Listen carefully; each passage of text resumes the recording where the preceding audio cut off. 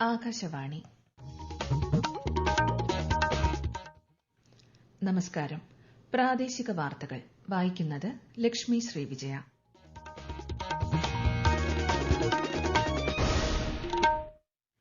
പ്രധാന വാർത്തകൾ. ഭരണഘടന അംഗീകരിച്ചതിന്റെ 75ാം വാർഷികത്തോടനുബന്ധിച്ചുള്ള ചർച്ചകൾ ലോക്സഭയിൽ പുനരാരംഭിച്ചു. വയനാട് പാക്കേജ് വിഷയത്തിൽ പാർലമെന്റ് മന്ദിരത്തിന് മുന്നിൽ കേരളത്തിലെ എംപിമാരുടെ പ്രതിഷേധം. കാലാനുസൃതമായ മാറ്റങ്ങളിലൂടെ സംസ്ഥാന പോലീസ് സേന കൂടുതൽ ജനകീയമായതായി മുഖ്യമന്ത്രി പിണറായി വിജയൻ.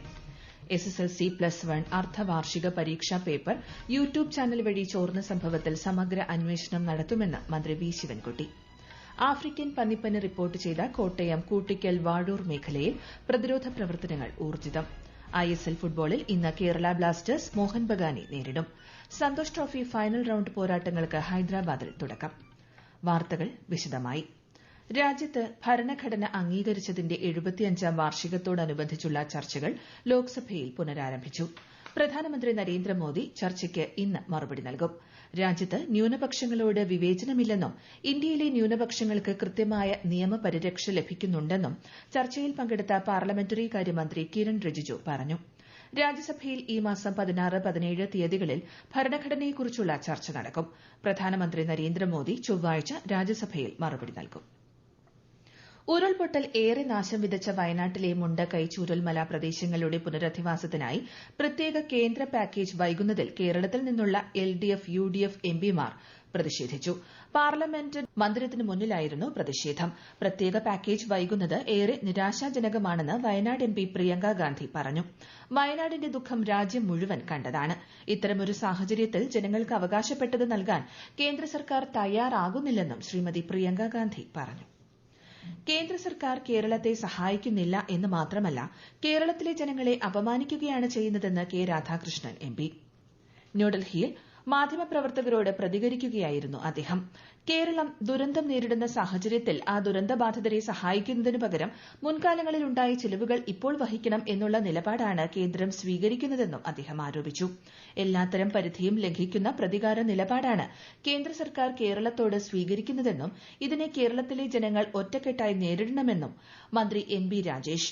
കേരളത്തിൽ നിന്നുള്ള എംപിമാർ ഈ അന്യായം ചോദ്യം ചെയ്യണമെന്നും അദ്ദേഹം ആവശ്യപ്പെട്ടു.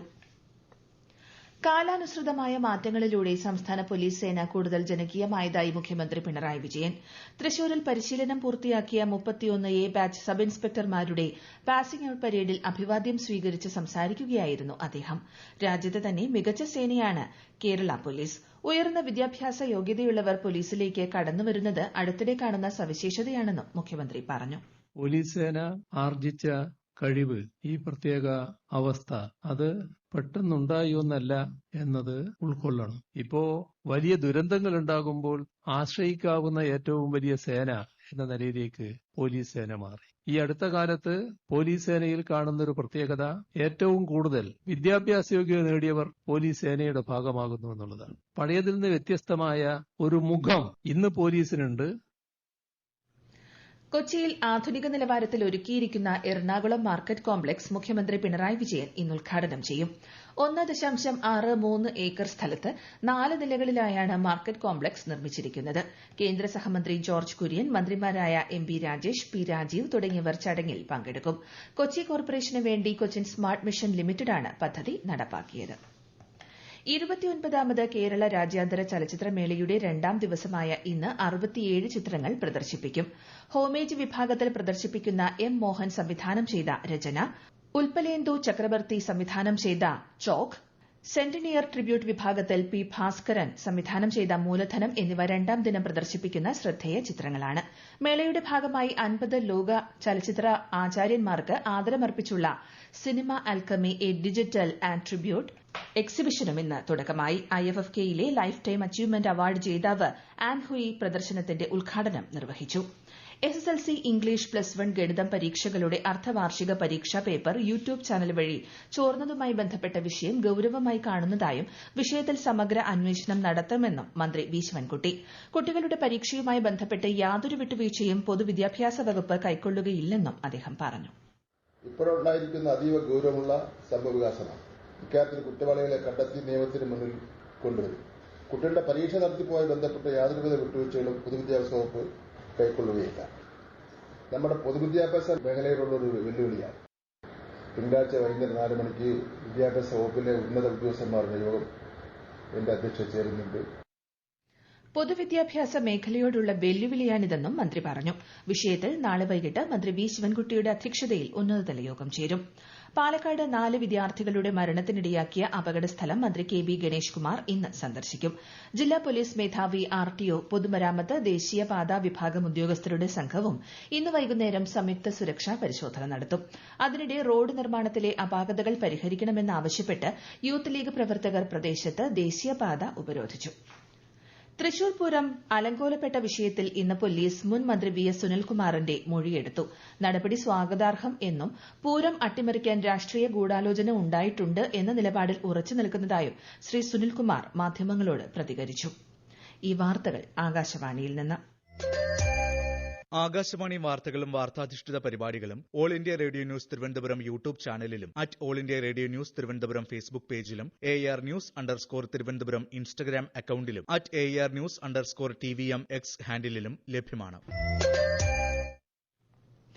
ആകാശവാണി തിരുവനന്തപുരം പ്രാദേശിക വാർത്താ വിഭാഗം അവതരിപ്പിക്കുന്ന പ്രത്യേക പരിപാടിയായ നല്ല വാർത്ത എല്ലാ ശനിയാഴ്ചയും വൈകുന്നേരം 6:40 പ്രക്ഷേപണം ചെയ്യുന്നതാണ്.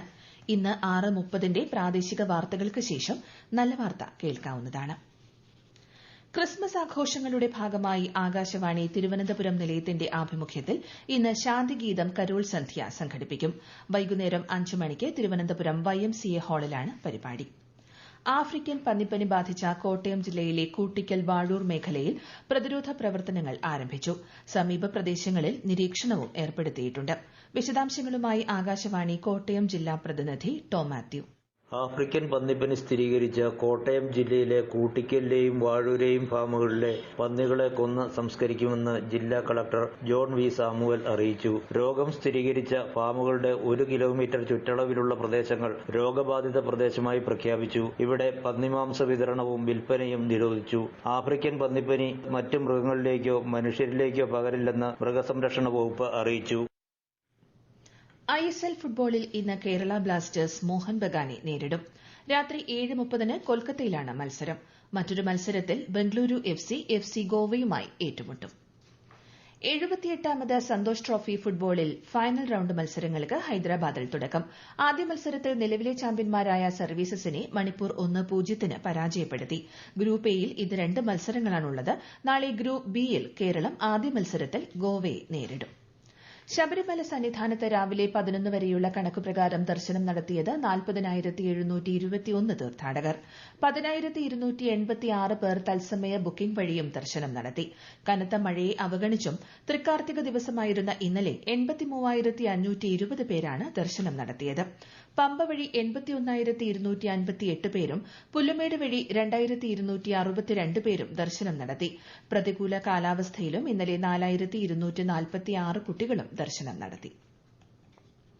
കേരളത്തിൽ ഒറ്റപ്പെട്ടയിടങ്ങളിൽ മഴയ്ക്ക് സാധ്യതയെന്ന് കേന്ദ്ര കാലാവസ്ഥാ വകുപ്പ്.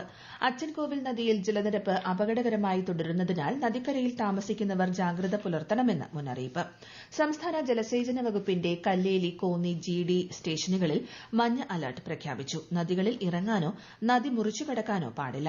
അധികൃതരുടെ നിർദ്ദേശാനുസരണം പ്രളയ സാധ്യതയുള്ള ഇടങ്ങളിൽ നിന്ന് മാറി താമസിക്കാൻ തയ്യാറാവണമെന്നും നിർദ്ദേശം.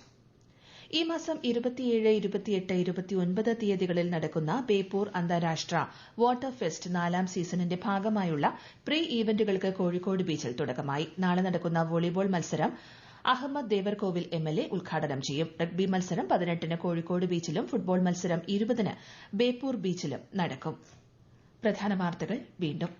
ഭരണഘടന അംഗീകരിച്ചതിന്റെ 75ാം വാർഷികത്തോടനുബന്ധിച്ചുള്ള ചർച്ചകൾ ലോക്സഭയിൽ പുനരാരംഭിച്ചു. വയനാട് പാക്കേജ് വിഷയത്തിൽ പാർലമെന്റ് മന്ദിരത്തിന് മുന്നിൽ കേരളത്തിലെ MPമാരുടെ പ്രതിഷേധം. കാലാനുസൃതമായ മാറ്റങ്ങളിലൂടെ സംസ്ഥാന പോലീസ് സേന കൂടുതൽ ജനകീയമായതായി മുഖ്യമന്ത്രി പിണറായി വിജയൻ. SSLC+1 അർദ്ധവാർഷിക പരീക്ഷാ പേപ്പർ യൂട്യൂബ് ചാനൽ വഴി ചോർന്ന സംഭവത്തിൽ സമഗ്ര അന്വേഷണം നടത്തുമെന്ന് മന്ത്രി വി ശിവൻകുട്ടി. ആഫ്രിക്കൻ പന്നിപ്പനി റിപ്പോർട്ട് ചെയ്ത കോട്ടയം, കൂട്ടിക്കൽ, വാഴൂർ മേഖലയിൽ പ്രതിരോധ പ്രവർത്തനങ്ങൾ ഊർജിതം. ISL ഫുട്ബോളിൽ ഇന്ന് കേരള ബ്ലാസ്റ്റേഴ്സ് മോഹൻ ബഗാനെ നേരിടും. സന്തോഷ് ട്രോഫി ഫൈനൽ റൌണ്ട് പോരാട്ടങ്ങൾക്ക് ഹൈദരാബാദിൽ തുടക്കം. പ്രാദേശിക വാർത്തകൾ കഴിഞ്ഞു. അടുത്ത വാർത്താ പ്രക്ഷേപണം 12:50.